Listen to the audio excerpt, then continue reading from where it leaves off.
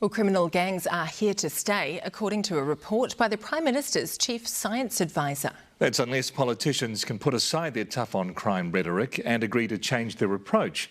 But as political reporter Lloyd Burr explains, there wasn't much of that today. Denis O'Reilly's been in and around gangs most of his life. He's a life member of Black Power.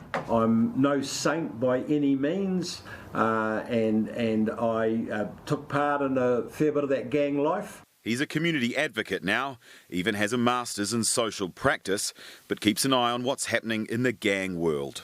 They are just a fact of life, and it's the least bad outcome that is going to be the best we can do.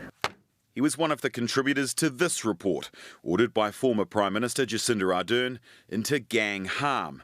It concludes there are no quick fixes to gang harm. We can't arrest our way out of the gang problem. Political rhetoric like tough on crime and soft on crime isn't helpful, and a zero-tolerance approach by police won't work. There are no short-term solutions, but that there is real hope in changing the type of landscape we have at the moment. People talk about being tough on crime.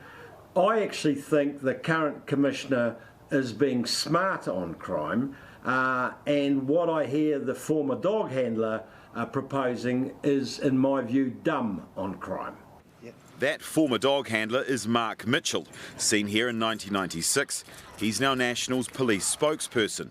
His party wants to ban gangs meeting in public and wearing patches too.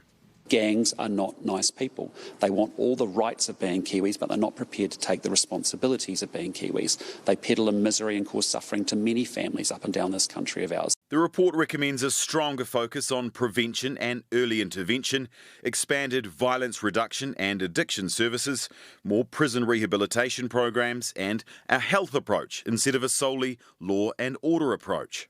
We're not going to be able to incarcerate our way out of this. That to truly have those long-term effects, we're going to have to look far more holistically. This holistic approach is more or less supported by Police Minister Ginny Anderson, who wasn't available for comment today. As for the opposition, we're going to work on those long-term challenges and that social deprivation that often is a driver and leads into a life of crime. We're going to continue to do that work. Long-term, consistent, hard work. The true fix is better education, better housing market, better job market, so people have better prospects than being a mob prospect. And regarding the report's plea to dial back on the rhetoric, tough on crime and tough on gangs, and tough on the causes of crime, tough on gangs and tough on crime. Expect more of that rhetoric over the coming months, with an election to win. Well, Lloyd's with us now from Parliament. Kia ora, Lloyd. Will this report actually change the way politicians think about gangs? Yeah, I'm pretty sceptical, Mike, so I'm going to say no. I'd love to say yes, but it's a hard no from me. This is a super complex issue. It's going to take a long, long time, and it's really, really hard. And on top of this is a political football that politicians just love kicking around, particularly in the lead up to an election. And they've loved kicking it around for a long, long time. I remember 10 years ago, the Police Minister was National Party MP Anne Tolley, and she stood up in the Parliament here and she announced a big crackdown on gangs, and here we are a decade later, we're still talking about it and nothing has been done. And while I think most MPs would like to see a reduction in gangs and gang harm and all of that type of stuff, it really is in the too hard basket.